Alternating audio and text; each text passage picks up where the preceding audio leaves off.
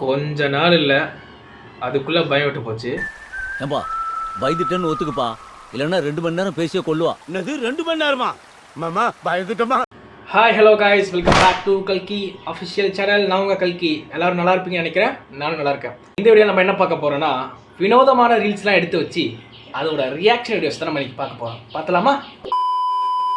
இனிமேல் நான் கல்யாணம் பண்ண போகிற அந்த ஐடியாஸ் யாராவது இருந்தீங்கன்னா கண்டிப்பாக அந்த வீடியோ பாருங்கள்.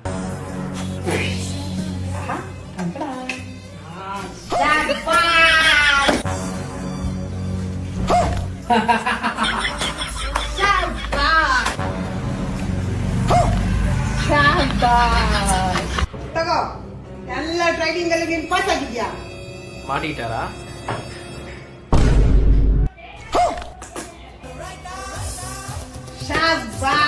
ನೀನು ಮದುವೆ ಆಗಕ್ಕೆ ಟ್ರೈನಿಂಗ್ ಎಲ್ಲ ಮುಗಿದಿದೆ. All the best.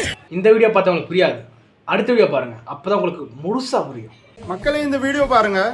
வட இந்தியால ஒரு மாநிலத்துல மனைவியே தன்னுடைய கணவனை கொலை செஞ்சு அவங்க வீட்டு பாத்ரூம்லயே புதைச்சிருக்காங்க. 45 நாளைக்கு அப்புறம் அந்த மனைவியே போலீஸ் ஸ்டேஷனுக்கு போய் தன்னுடைய கணவர் மிஸ்ஸிங் அப்படின்னு சொல்லி கம்ப்ளைண்ட் பண்ணியிருக்காங்க. போலீஸ் விசாரிச்சு அந்த பாடியை தோண்டி எடுத்ததுக்கு அப்புறம் அவங்க விசாரிச்சதுல அந்த மனைவி தான் குற்றவாளி அப்படின்னு சொல்லி அவங்கள அரெஸ்ட் பண்ணிட்டாங்க. இப்போ ப்ளூ ட்ரம்மையும் பார்த்தாச்சு, மலை மேல இருந்து தள்ளி விட்டதையும் பார்த்தாச்சு. இன்னும் என்னென்ன டிசைன் என்னென்ன பிளான் வச்சிருக்காங்களோ தெரியல. யார நம்பர்னே தெரியல தாஸ். டேய், மனசுக்கு ரொம்ப கஷ்டமா இருக்குடா. என்னடா பண்ணி வச்சுட்டு இருக்கீங்க? சாரி, என்னமா பண்ணி வச்சுட்டு இருக்கீங்க? இன்னும் என்னென்னலாம் என் வாழ்க்கையில பார்க்க போறோம்னு தெரியல. உனக்கு உண்மை தெரிஞ்சு போச்சு, உன்னை விடக்கூடாது. இன்னொரு பாயாசத்தை போட்டுற வேண்டியது. இப்போ புரிஞ்சதா உங்களுக்கு? நான் சொன்னது உண்மைதானே?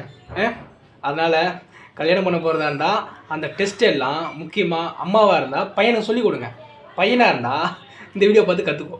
முன்னெல்லாம் கல்யாணம் பண்ணால் இந்த பொண்டாட்டி வந்து என்ன பண்ணுவாங்க தெரியுமா? புருஷனை போட்டு அடிப்பாங்க, இல்லை திட்டுவாங்க, இல்லைனா ஏதாவது ஒரு டார்ச்சர் பண்ணுவாங்க. ஆனால் இப்போ என்ன தான் பண்ணுறாங்க? ஒரேடி. இந்த வீடியோ பார்த்தா அரசியல்லாம் என்ன அப்படின்றது நீங்கள் கண்டிப்பாக தெரிஞ்சுக்குவீங்க. நம்ம கூட ஒரு போலீஸ் ஸ்டேஷன் வைக்கலாமா? இது போலீஸ் ஸ்டேஷனா?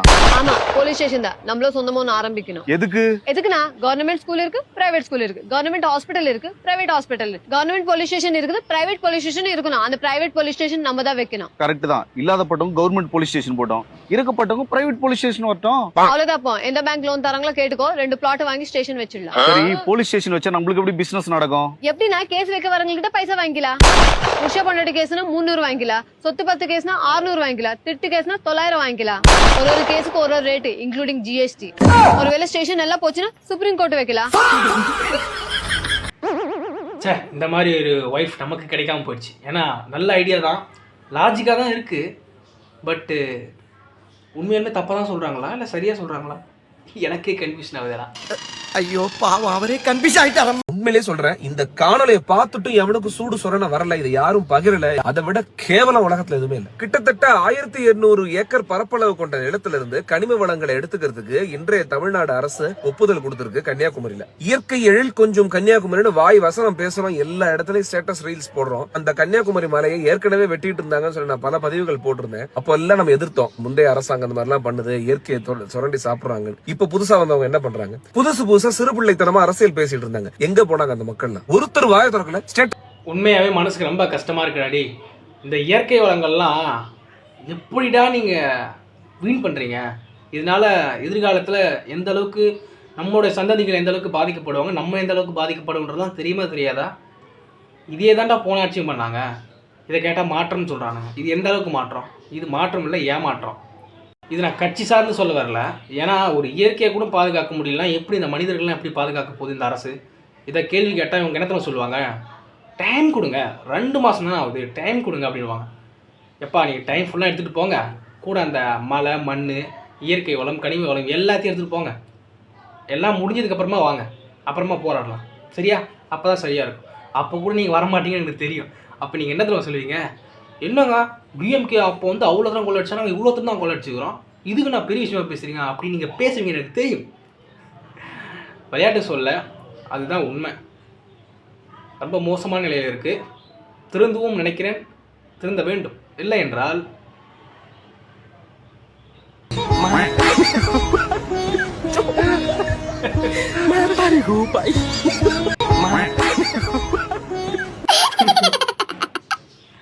அதாவது மனைவி தான் எல்லாருக்கும் ஒரே மாதிரி அமையாதுன்னு சொல்லுவாங்க. ஆனால் எனக்கு வந்து துணி கூட ஒழுங்காக அமைய மாட்டேங்குது.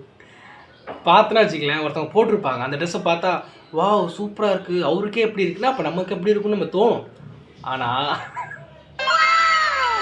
அந்த ட்ரெஸ் போடும்போது தான் நமக்கு தோணும், சே பேசாமல் அது அவருக்கு நல்லா இருக்கும் பட் நமக்கு நல்லா இருக்காது.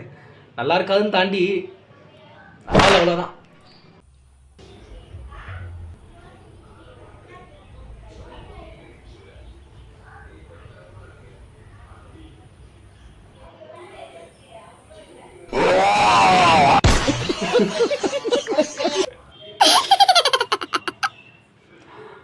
அவசரப்பட்டிய குமார்.